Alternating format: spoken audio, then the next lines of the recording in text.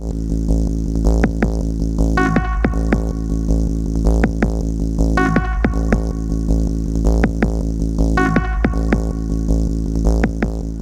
everybody, I'm Philip. And I'm Justin. And together we are Pajamas.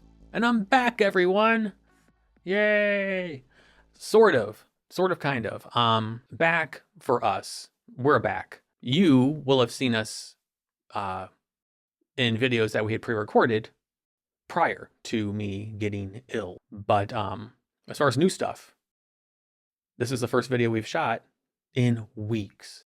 Because I have been sick. I'm still showing the residual effects of having shingles. I'm still not out of the woods from COVID, but we have a special extra day together because of the snowstorm. So I'll give you an idea when we film these things. So weeks from now, you'll be seeing this, but as of right now, we thought, let's take advantage of having this extra time together and record something. Because other than this and whatnot, I feel okay. Okay. Manner of speaking, relatively speaking, because I'd wanted to wait until this cleared up more before recording. So I do apologize if this is uncomfortable for anyone to look at. And I apologize for being a little scruffy here and a little scruffy here. It's been very trying, to say the least. So I'm soldiering on and doing this in spite of all of my physical just... So yeah. You're always cute to me. Thank you. But the universe has gifted us this opportunity. I said earlier during supper that it is the one time we can be guaranteed they will not have company downstairs. Because there's like a level 2, almost level 3 snow emergency, snowstorm. Yes, going so on. What company unless if it involves snowflakes and ice? I mean, we're a couple of snowflakes. All right. All right, how about this? The only visitor that anyone will be getting is winter, and more winter. There you go, yeah. And some winter on the side. Yes. So you may hear snow plows, you may hear like people doing stuff outside. That's why. So yes, very long intro, but I wanted to kind of lay the groundwork for the first video back for us and for me being in front of the camera in weeks due to having not 1, but 2 viral infections at the same time. Was not fun. But what is fun sometimes is Doctor Who. It's so good to be back on this. Yeah. We are at the end of the specials, the 2-parter. But there is a Patreon patron request. Oh. Another animated one called Dreamland that canonically takes place right after Waters of Mars. So I figured we'd fit this in, a little bonus thing. And then we'll truck on to the final 2. See what happens. Because Waters of Mars was really fucking good. Yes, definitely. Really, really good. Okay, I've winded myself. I have not done this in a while, so I'm already winded. You ready to watch some cartoons? Yes. Watch some cartoons together? All right. Always. Yes. It's not the first time, won't be the last time. So yes, long intro aside. Been waiting to say this for a long time now. Without further ado, let's get into it.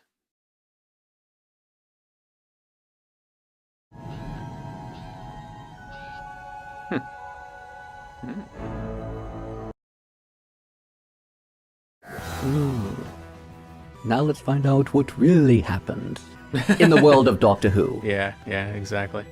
An alien investigating aliens on Earth. Ah, the smell of fast food on the desert air.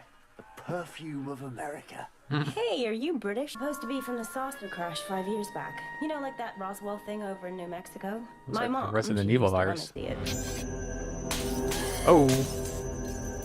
What did you do?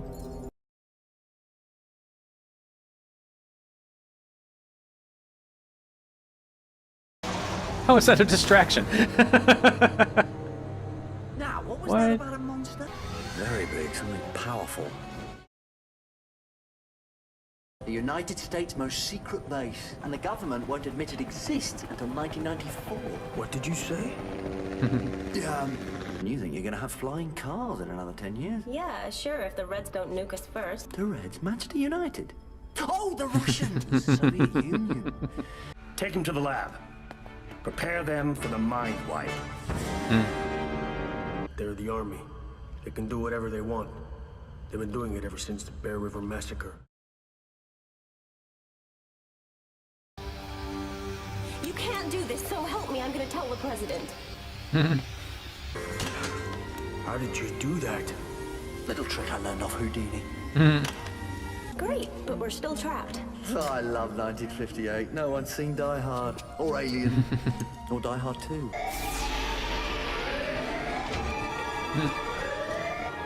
I warn you, Colonel. Fail me, and your world will pay the price. Stop or we fire! I'll shoot you in the ship!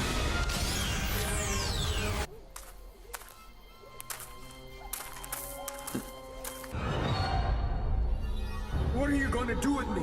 You big ugly garbage bugs? What do you think the Empire of the Viperops could possibly want with this termite ball? Viperox never bring an army with them. They land, go underground, and hatch one. I don't think she's amused I had this effect on royalty. Run! Primitive. We have nuclear missiles. Yes, primitive and aggressive. No offense. Didn't I mention they're robots? Give it to me, or be incinerated. Exterminated, Don't you think the Alliance deleted. shade- Not without Sarubavelak. Who? The other gray alien back at Dreamland? Keep up, Jimmy. Without provocation. Forgive them, they're primitive people. And scare easily. We've seen your wife. And I'm gonna get you both home. Or at least to whatever might be left after a walk with the Viperox. No, I don't think you will, Doctor. Who's to say one day even the Viperox won't discover a better way to exist? The weapon can be modified to destroy our enemies instead. Wow. If you trigger this weapon, you will kill millions of innocent people. You're talking like a red. You can't trust them, and they have very good hearing. Consider yourself a prisoner of the United States Army.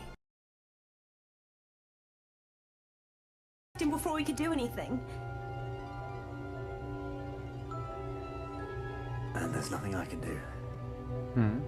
If we don't kill him, we'll bury him down there. And they'll just dig themselves out again. This might take a while. We've got less than an hour.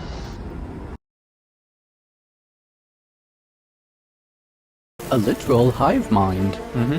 84 steps ahead, turn left. 102 steps, turn right. Always count your steps, Sarubavelak. Never know when you might need to escape in a box. Remember, Sarubavelak, some men are born great, others have crates thrust upon them.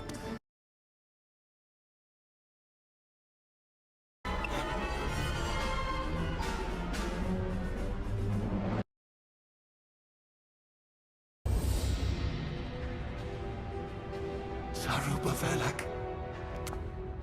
Weapon will destroy the Viperox, not just on Earth, but across the universe. No one has the right to destroy an entire species.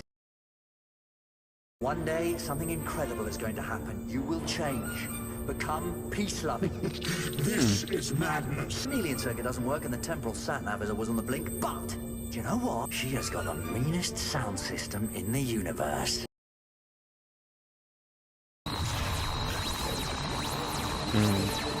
Your day will come, Doctor. Yeah, so they say. But this'll do the trick for you now. Keep the bugs out of the house by a light year, or your money back. On behalf of the United States government, Doctor, I hope you do too, Colonel Stark. The Russians are nice people. And so are some aliens.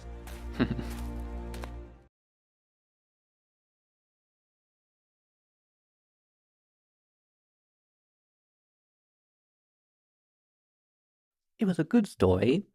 I'm definitely not a fan of the animation style.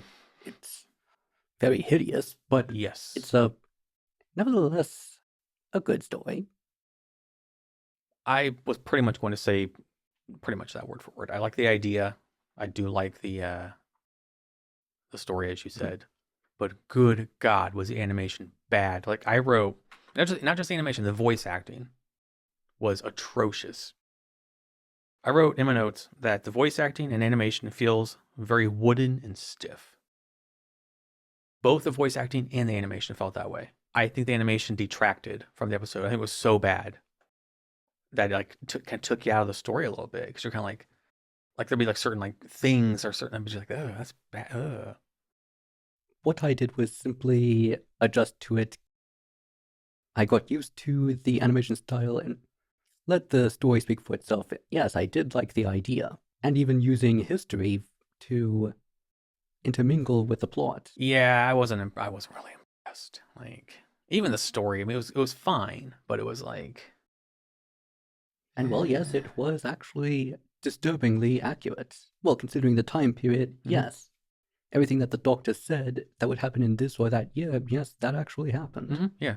Like I really just don't have a lot to say, because it was just like, I mean, I have a few notes, but as far as an overall synopsis, it was. And it is a message that actually I'm afraid that today still needs to be said, at least in this part of the world, that yes, on both sides during the Cold War, they were as paranoid with each other and knew that, oh, we're not going to actually use these weapons. They're only to scare them. Yeah. And trying to reassure the people, whether or not they actually are, that they are ahead of the game of war.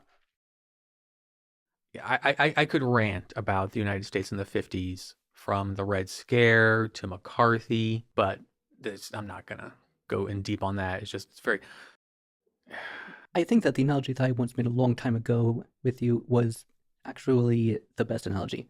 Basically, think of the Cold War as the two school bullies have decided to have a huge fight with each other, and everybody else is dragged into having to pick a side.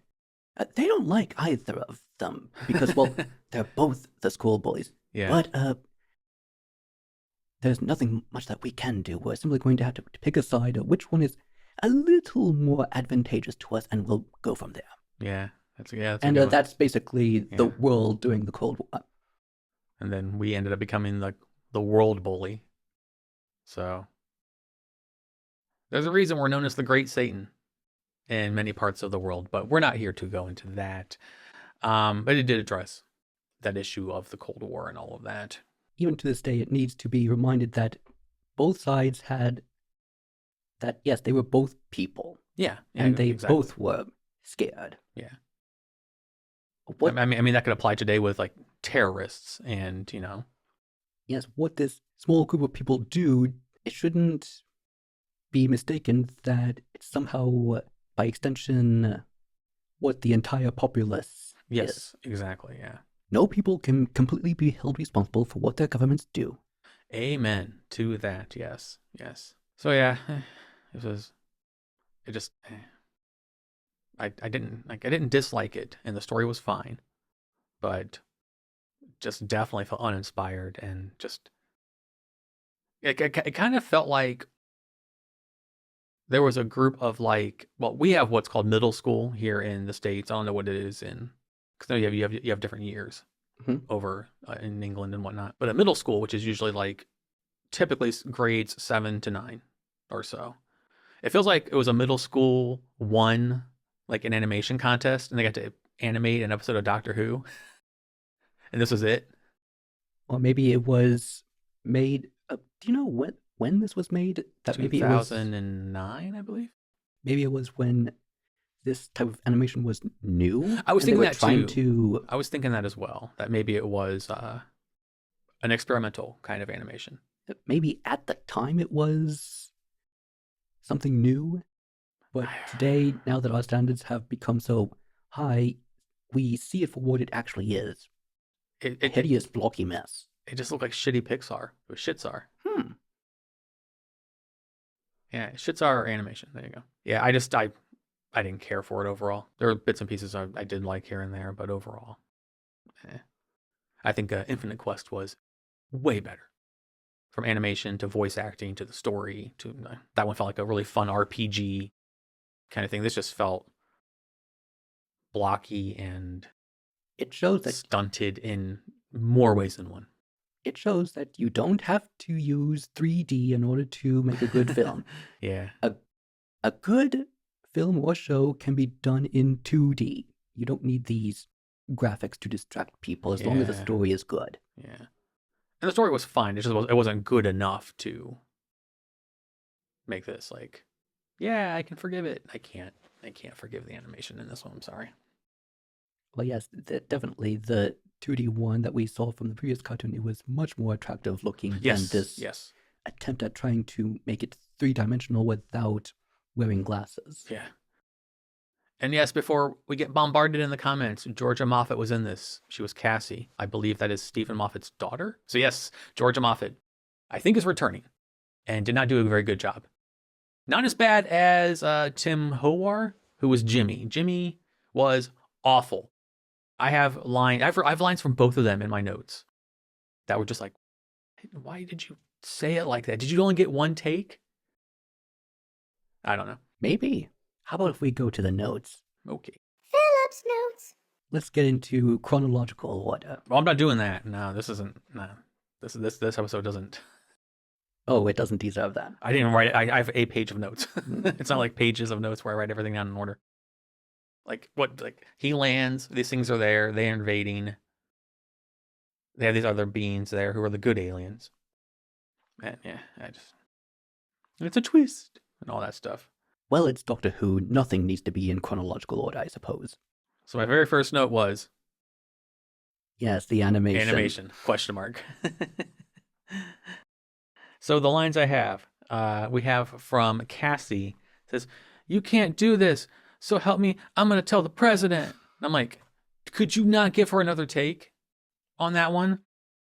And then Jimmy's like, "I cannot be seeing this." I'm not making fun of his accent, because he was talking like this. That's fine.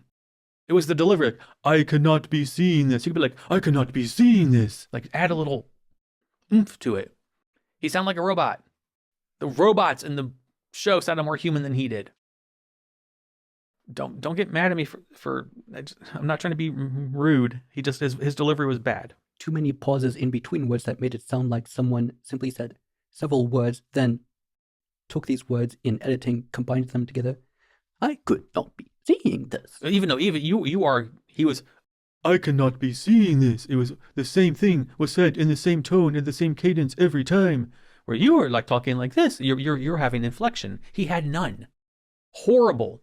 I don't know who Tim Howar is, and I'm sorry. You're never gonna watch this, but if you are, I'm sorry. But Too monotone for it to. It detracted from it sounding realistic enough. But even Georgia Moffat, some of her line delivery was like, ugh. It just sounded so like the animation didn't feel natural, and the voice acting didn't feel natural. I mean, obviously the only person that did good was David Tennant, because he has his character down. So, but I'm not gonna shit on the actors, the voice actors. I'm just saying that maybe that's how they were directed. Maybe it was like Genius Guy from the Sontaran episodes where, holy crap, and we're like, maybe he was directed that way. Maybe he was. I don't think it was the right decision. I don't think it was here either. So yeah, it really just even some of the lines, like, and this isn't their fault. It was the script. Even some of David Tennant's lines were like, and not the Krateness one. that was a bad play on words, but yeah, so it's not the strongest episode. Apparently the soldiers are even worse than stormtroopers. At least stormtroopers fire their fucking guns. Yes. There were times when I was wondering, despite how many times the Doctor escaped, you didn't think to have some soldiers guard the door? When they do escape, they have them in their hands, Yeah. and instead of shooting, they are instead... Yeah, and then it's like, why do you shoot your stupid? Okay, all right. I know it's a cartoon. It's animation. I get it. It's fine. It's just we're allowed to nitpick we're allowed. It's though I highly doubt that... It's highly doubtful that soldiers would see something like this and instead of shooting would say, "No, stop." Yes, please don't go that way. You left. We found out that aliens have marital status. Apparently they have husbands and wives. Who knew? I did like the idea of the Viperox wanting this genetic weapon from the other alien being and wanting to use it because the other aliens were going to use it. We'll call them the Greys. The Greys were going to use it on the Viperox, which reminded me of the Silithid in Warcraft. But they were going to use it to help America wipe out the Russians instead of having it used on them, like on them themselves. I did like that idea. I thought that was kind of cool. I like that idea. It's probably I think that was the strongest idea in the episode. Yes, special interests with special interests, favors for favors. Yeah, and just that there was this this biological kind of weapon that could be targeted towards specific people or specific beings rather. And then the colonel guy says, "You're talking like a red," and I'm just like, ah. Well, it was that. That's how people talk. I know, yeah. It's just like, I like how, and even now, trade red for terrorist or for whatever big bad America creates and has to fight against. I get so much heat from American people. But no, just it's just like that idea that these people can be paranoid and just nonsensical. But if you bring any common sense into the equation, you're talking like a commie. It's like, it's logic. The good thing to ask when being told that is, do you know what that even means? Do you know what communism is? It's just like red, terrorist, snowflake. Anytime you bring any kind of logic or reason into and people who don't have it or want to be unreasonable, it just amuses me that you brought up the hive mind when we saw it flying around, but the actual hive mind in America, because that's my experience, it's disturbingly fascinating. And I suspect that actually was put into the story on purpose as a sort of hint. I did like how it touched on the arrogance of Earthlings. We have tanks and bombs. Exactly. Yeah. Like, we're primitive. Yeah, exactly. Yeah. Jinx. I like the Doctor's line, no one has the right to destroy an entire species. Even though the Doctor tried to in his war. But maybe that was a lesson he learned. I don't know. But I do like that it still sticks with the Doctor's notion of everyone deserves a chance. Yes, that is something that does seem to be more or less consistent throughout the series. Yeah. And then I like the idea that at the end we find out that something will happen with the Viperax in their future that will turn them into peace-loving creatures. So, yeah. I wonder if that's like a hint in the future. Like, we're going to see a future episode in a future season with the Viperax where we like, oh, that's what happened. I would like to know. I think that'd be fun to find out. Like, what was so, like, big for them. I am curious to know of what that would be. Yeah. So hopefully one day in the future, no spoilers, please, we find out. And that is all for my notes. Everything else are from patrons over on Patreon. I did not care for this very much. But it was a detour. It was a Patreon request. I don't regret watching it. So I'm not like, oh, you wasted our time and bullshit. Doctor Who animated bullshit. No. It was harmless, and it just was one of the stronger, not one of the stronger episodes. It was an awful animation, awful voice acting. But I mean, there was like little things here and there, like I mentioned in my notes, little things I liked here and there. Definitely not upset that I watched it or wish I hadn't, like Planet of the Dead. But it is what it is. Ooh, I hate it when he does that. I hate that phrase. I was going to try and say it with him. I failed. And so did this episode, in many ways. Is there anything else you could possibly add about this? No, I don't think so. Yeah, I think we pretty much covered it. But we watched it, and it's over. And we can go on now to the 2-part finale. Finale of the specials, this long-ass bridge from 4 to 5. We're slowly getting our way past all of these tolls. All right, usually there's only one. You need to pay this toll to go from here to here. Now you need to go from here to this toll so that you can then move on to this toll, so that you can then move on to this toll until you finally move on, until you finally get to the other side. Yeah, we had an extra toll to pay. All right, I have nothing else to add either. It's in the rear view now. We can focus on the 2-parter, which I'm anxious to get to after Waters of Mars. Holy crap. I'm not going to go into down that road, but yeah, we're going to get there. Hopefully, with our extended weekend together, hopefully, we can fit that in and get that done. I will still be gross and scary. I'm sorry. It's either be gross and scary or wait like 2 more weeks before we can watch anything. So hope that the former is okay in terms of content and recording and whatnot, because this is going to take a while to heal. Shingles takes like a long ass time to heal. But that's going to wrap this one up. As always, I don't have a fancy outro. So I'll simply say thank you for watching, and we will see you in the next one. Hopefully not weeks from now. Hopefully not. Until then, goodbye.